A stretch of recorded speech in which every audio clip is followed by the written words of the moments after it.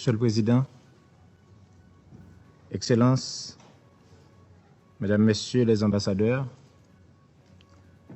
Madame la représentante spéciale du secrétaire général, Madame la responsable de Policy-Cité, Mesdames, Messieurs. Je voudrais tout d'abord remercier le Conseil de sécurité d'avoir bien voulu m'inviter à prendre part à cette séance d'information dédiée à la question haïtienne et du coup me donner l'occasion de faire valoir les points de vue et observations du gouvernement haïtien en ce qui a trait au rapport du secrétaire général sur le Bureau intégré des Nations Unies en Haïti, BINU, que vient de présenter Madame la représentante spéciale. Je tiens à présenter les remerciements et la gratitude du gouvernement haïtien au secrétaire général des Nations Unies pour son engagement envers Haïti et le peuple haïtien, comme en témoigne son dernier rapport qui rend compte de manière objective et impartiale des récents événements qui se sont produits dans le pays. Les observations et recommandations du rapport ont été notées et examinées avec le plus grand soin par le gouvernement de la République d'Haïti. Permettez-moi de saisir cette occasion pour renouveler à la représentante spéciale du secrétaire général mes vives félicitations pour son sens de responsabilité, sa détermination sans faille et le travail remarquable qu'elle exécute à la tête du BINU. Le séisme de magnitude 7.2 a fait plus de 2240 morts dans le Grand Sud d'Haïti, parmi lesquels le docteur Ousmane Touré de la République de Guinée, dont nous saluons la mémoire, et 12 700 blessés, sans parler des innombrables dégâts matériels, des destructions d'infrastructures, tant publiques que privées. À cela se sont ajoutées 2 jours plus tard les conséquences non moins lourdes de la tempête tropicale Grace qui s'est abattue sur cette même région du pays. Tous ces problèmes très complexes sont venus se greffer aux énormes conséquences désastreuses de la pandémie du Covid-19 sur les structures économiques, sociales et sanitaires du pays. Face à ces adversités, le peuple haïtien s'est montré très courageux et a fait preuve d'une remarquable résilience, qu'il trouve ici l'expression de mon profond respect et celui du gouvernement de la République. Monsieur le Président, ces événements malheureux que je viens d'énumérer n'ont fait qu'exacerber la crise sociopolitique que connaît la République d'Haïti depuis plus de 3 ans, aggraver sa vulnérabilité et compromettre son développement durable, tel que le secrétaire général l'a si bien souligné dans son rapport. Le gouvernement de la République que j'ai l'honneur de représenter devant cette auguste assemblée en est pleinement conscient et s'engage à mettre en œuvre, autant que faire se peut, les recommandations du rapport avec, bien sûr, l'appui soutenu des partenaires et amis de la communauté internationale. Il mesure l'importance des défis à relever et l'ampleur des obstacles qui hypothèquent le développement économique et social de la nation. Il est plus que déterminé à faire bouger les lignes, à progresser dans les réformes structurelles indispensables à l'amélioration de la gouvernance démocratique, à la lutte contre l'impunité, au renforcement de l'état de droit. Pour y parvenir, il est impératif qu'on cherche, de manière volontariste, à réaliser l'unité de la famille haïtienne. Les décennies de querelles intestines, de divisions stériles, de haine et de rancœur qui ont suivi la fin de la dictature des Duvalier ont eu, entre autres conséquences néfastes, la déchirure du tissu social, l'instabilité politique chronique, la désarticulation des structures économiques, l'appauvrissement de la majeure partie de la population, la décapitalisation des entreprises, l'exode des capitaux et des cerveaux et l'aggravation des inégalités. Et dans la foulée, l'inacceptable et l'irréparable est arrivé dans la nuit du 6 au 7 juillet 2021. L'assassinat en sa résidence privée d'un président démocratiquement élu dans l'exercice de ses fonctions. C'est sans nul doute conscient de cet impératif de l'unité nationale que, depuis son installation dans ses fonctions de Premier ministre, le Dr Ariel Henry s'investit dans la recherche d'un consensus le plus large possible en vue de contribuer à la normalisation de la vie politique et au fonctionnement régulier des institutions démocratiques. C'est ainsi que, au terme de larges consultations avec les secteurs de la classe politique et de la société civile, il a conclu un accord politique en vue de mettre un terme à cette division fratricide qui alimente l'instabilité et la violence. Ces efforts ont commencé à donner des résultats avec la signature le 11 septembre dernier de l'accord politique pour une gouvernance apaisée et efficace pour la période intérimaire qui engage plus de 200 organisations politiques et de la société civile. Nous devons capitaliser sur cet accord de façon à en faire la base, le consensus le plus large possible, afin de créer les conditions objectives de l'apaisement du climat sociopolitique et, par voie de conséquence, de l'organisation d'élections libres, crédibles, transparentes et inclusives, dans les meilleurs délais, bien sûr. Pour cela, il est essentiel de faire triompher l'esprit d'abnégation et de dépassement de soi pour mettre les intérêts supérieurs de la nation au premier rang de nos préoccupations et motivations. Je m'enorgueillis d'avoir su donner l'exemple de ce dépassement de soi à un moment crucial de la vie nationale, en abandonnant sans contrainte aucune la fonction du Premier ministre AI pour céder la place au Dr Ariel Henry, conformément aux dernières volontés de feu le président Jovenel Moïse, après avoir dignement contribué à la stabilisation de l'État et de la société suite à l'assassinat odieux du président de la République. C'est dans cet esprit d'abnégation que j'appelle tous ceux qui, comme moi, ont été proches du président Jovenel Moïse à faciliter la tâche au gouvernement dont je fais partie, avec l'appui de nos partenaires internationaux, des acteurs de la société civile, voire même des secteurs qui étaient farouchement opposés au président Moïse, dans le cadre d'un large accord interhaïtien comme la seule planche de salut de la patrie commune. Parallèlement à ce chantier politique hautement prioritaire pour le pays, le gouvernement attache une grande importance au renforcement du système judiciaire qui doit absolument travailler à l'aboutissement de l'enquête sur l'assassinat du président Jovenel Moïse, afin que justice lui soit rendue conformément aux vœux de sa famille, de ses alliés et du peuple haïtien dans sa grande majorité.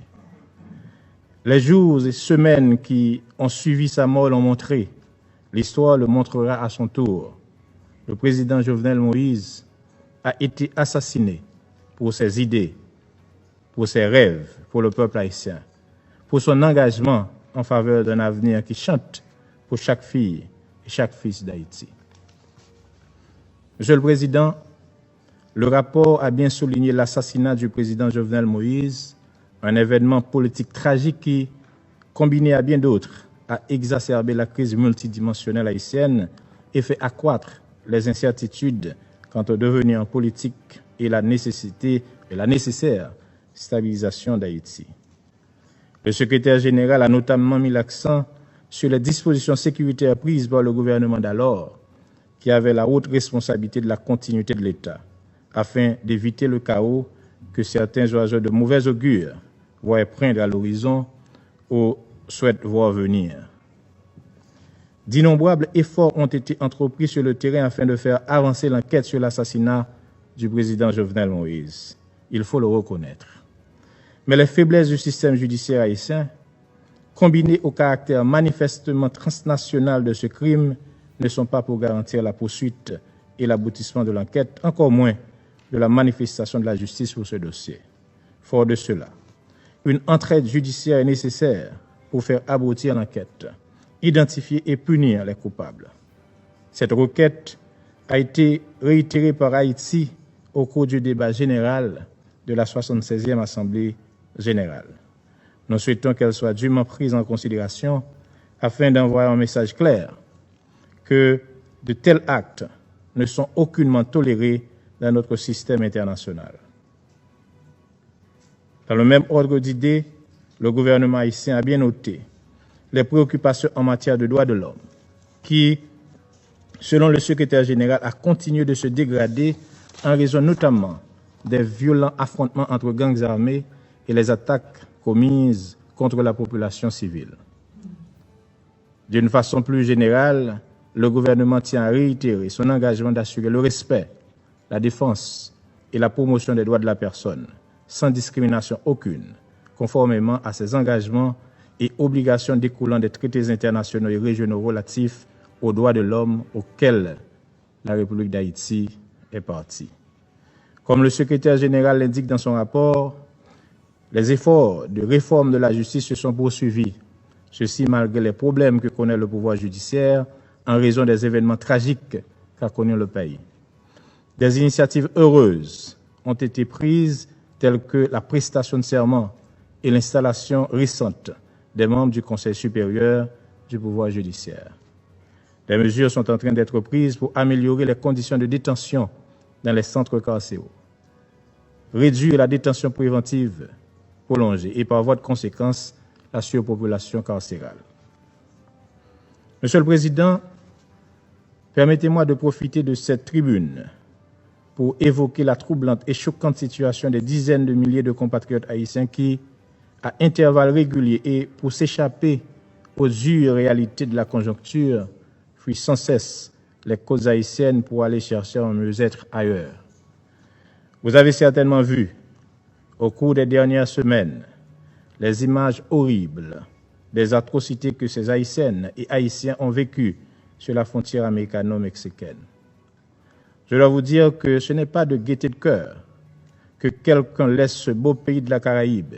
pour aller chercher une vie meilleure ailleurs,